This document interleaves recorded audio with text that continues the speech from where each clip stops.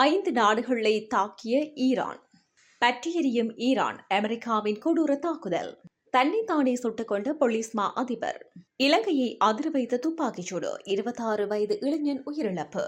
QR குறியீட்டு முறை தொடர்பில் சற்றுமுன் வெளியான அறிவிப்பு.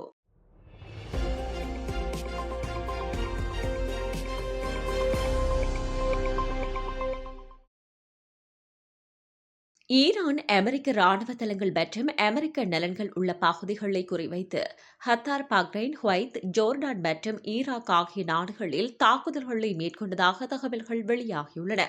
மேலும் ஹத்தார், குவைத் மற்றும் பஹ்ரைன் தங்களது வான்வெளியை தற்காலிகமாக மூடியுள்ளதாகவும் தகவல்கள் தெரிவிக்கின்றன. அதேவேளை சில ஊடகங்கள் பஹ்ரைனில் உள்ள அமெரிக்க ராணுவ தளம் ஏவுகணை தாக்குதலுக்கு உள்ளானதாக கூறினாலும் அந்த தகவல்களின் முழுமையான அதிகாரப்பூர்வ உறுதிப்படுத்தல் இன்னும் வெளியாகவில்லை.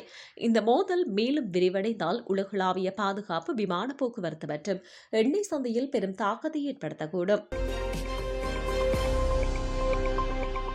அமெரிக்க தாக்குதல்கள் ஈரானின் பல முக்கிய இடங்களை குறிவைத்ததாக தெரிவிக்கப்படுகிறது.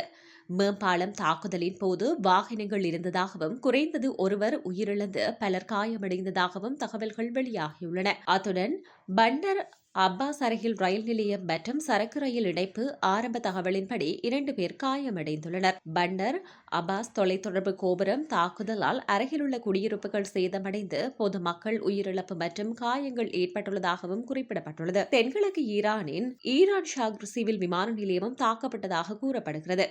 மேற்கண்ட தகவல்கள் ஆரம்பகட்ட அறிக்கைகளின் அடிப்படையில் பகிரப்பட்டுள்ளன. மேலும் உயிரிழப்புகள் மற்றும் சேத விவரங்கள் குறித்து அதிகாரப்பூர்வ உறுதிப்படுத்தல்கள் வெளியாகும் நிலையில் தகவல்கள் மாற்றமடையக்கூடும் எனவும் சர்வதேச ஊடகங்கள் தகவல் வெளியிட்டுள்ளன. முன்னாள் போலீஸ் மா அதிபர் C.D. விக்ரமரத்ன தற்கொலை செய்து கொண்டுள்ளார். போலீஸ் அத்ரோகிரியவில் உள்ள தனது இல்லத்தில் முன்னாள் IGP தன்னை தானே சுட்டுக் கொண்டதால் உயிரிழந்திருக்கலாம் என சந்தேகிக்கப்படுகிறது. தற்போது வெளியிடப்பட்டுள்ள தகவலின்படி முன்னாள் போலீஸ் மா அதிபர் C.D. விக்ரமரத்ன அத்ரோகிரியவில் உள்ள தனது இல்லத்தில் உயிரிழந்துள்ளார். ஆரம்பகட்ட தகவலின்படி தன்னை தானே துப்பாக்கியால் சுட்டுக் கொண்டிருக்கலாம் என்ற சந்தேகத்தின் அடிப்படையில் போலீசார் விசாரணை நடத்தி வருகின்றனர். இறப்பின் துல்லிய காரணம் இன்னும் அதிகாரப்பூர்வமாக உறுதிப்படுத்தவில்லை. மேலும் C.D. விக்ரமரத்ன இலங்கை போலீசின் 35வது போலீஸ் மா அதிபராக 2020ஆம் ஆண்டு முதல் 2023ஆம் ஆண்டு வரையில் பணியாற்றியுள்ளார். அதற்கு முன்னர் 2019ஆம் ஆண்டு ஈஸ்டர் தாக்குதலுக்கு பிறகு செயல் IGP-யாகவும் இருந்தார் என்பதும் குறிப்பிடத்தக்கது.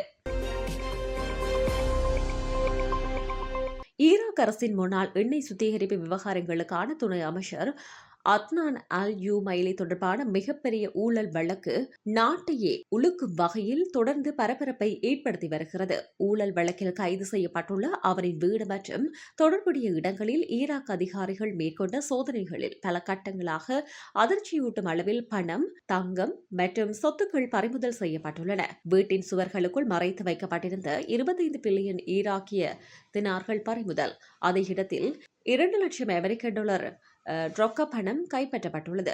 மேலும் 4 கிலோகிராம் தங்கம் மற்றும் நகைகளும் மீட்கப்பட்டுள்ளன. பின்னர் மழைநீர் வடிகால் குழிக்குள் மறைத்து வைக்கப்பட்டிருந்த 14 பில்லியன் ஈராக்கிய தினார்கள் அதிகாரிகளால் கண்டுபிடிக்கப்பட்டது. தொடர்ந்து நடைபெற்ற விசாரணைகளில் 375 கிலோகிராம் தங்கம், பெருமளவிலான சொத்துக்கள், ஆடம்பர வாகனங்கள் மற்றும் பல கோடி மதிப்புள்ள செல்வங்கள் அரசின் கட்டுப்பாட்டிற்குள் கொண்டுவரப்பட்டதாக அதிகாரிகள் தெரிவித்தனர். மேலும் விசாரணை தொடர்ந்து விரிவடைந்து வருகிறது. இந்த வழக்கில் ஈராக்கில் அண்மை காலத்தில் வெளிச்சத்துக்கு வந்த மிகப்பெரிய ஊழல் விசாரணைகளில் ஒன்றாக இது கருதப்படுகிறது.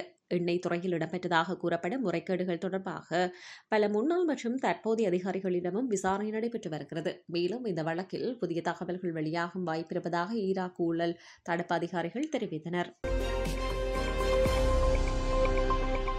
நவகமுவ போலீஸ் பிரிவிற்குட்பட்ட வந்துரமுள்ள பகுதியில் இடம்பெற்ற துப்பாக்கிச் சூட்டு சம்பவத்தில் காயமடைந்த 26 வயதுடைய இளைஞன் சிகிச்சை பலனின்றி உயிரிழந்துள்ளார்.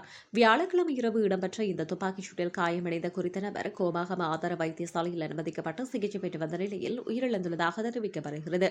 கைத்துப்பாக்கியொன்றை பயன்படுத்தியே இந்த தாக்குதல் மேற்கொள்ளப்பட்டுள்ளதாக ஆரம்பகட்ட விசாரணைகளில் தெரியவந்துள்ளது. சம்பவத்துடன் தொடர்புடைய சந்தேக நபர்கள் இதுவரை அடையாளம் காணப்படாத நிலையில் அவர்கள் கைது செய்வதற்காக நவகமுவ போலீசார் விசேட விசாரணைகளை முன்னெடுத்து வருகின்றனர்.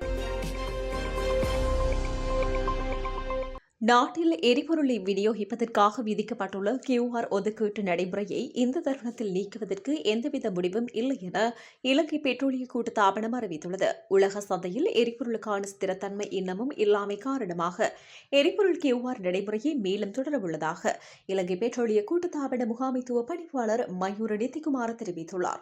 QR நடைமுறையை பயன்படுத்துவதன் மூலம் எரிபொருள் மாத்திரமின்றி டாலர் இருப்பும் கட்டுப்பாட்டுக்குள் இருக்கும் எனவும் சுட்டிக்காட்டியுள்ளார். மீண்டும் மத்திய கிழக்கில் யுத்த நிலைமை தீவிரமடைந்ததால் நாட்டின் எரிபொருள் வரிசைகள் ஏற்படுவதையும் அதன் மூலம் பொது மக்கள் அசௌகரியங்களுக்கு உள்ளாவதையும் தடுப்பதற்காக QR நடைமுறையை தொடர்ந்து பயன்படுத்துவதற்கு இலங்கை பெட்ரோலிய கூட்டுத்தாபனம் நடவடிக்கை எடுத்துள்ளதாக குறிப்பிட்டுள்ளார். அத்துடன் வளைகுடா யுத்த நிலைமை காரணமாக நாட்டின் பொருளாதார எரிபொருள் விநியோக கட்டமைப்பு இதுவரை எந்தவித பாதிப்பும் ஏற்படவில்லை என சுட்டிக்காட்டிய அவர், எரிபொருள் சந்தையில் விலைகள் மீண்டும் அதிகரிக்குமா என்பது குறித்து இலங்கை பெட்ரோலிய கூட்டுத்தாபனம் தொடர்ச்சியாக கண்காணித்து வருவதாகவும் குறிப்பிட்டுள்ளார். 5 நாடுகளை தாக்கிய ஈரான். பற்றியெரியும் ஈரான், அமெரிக்காவின் கொடூர தாக்குதல். தன்னைத்தானே சுட்டுக்கொண்ட போலீஸ் மா அதிபர். இலங்கையை அதிர வைத்த துப்பாக்கிச்சூடு. 26 வயது இளைஞன் உயிரிழப்பு.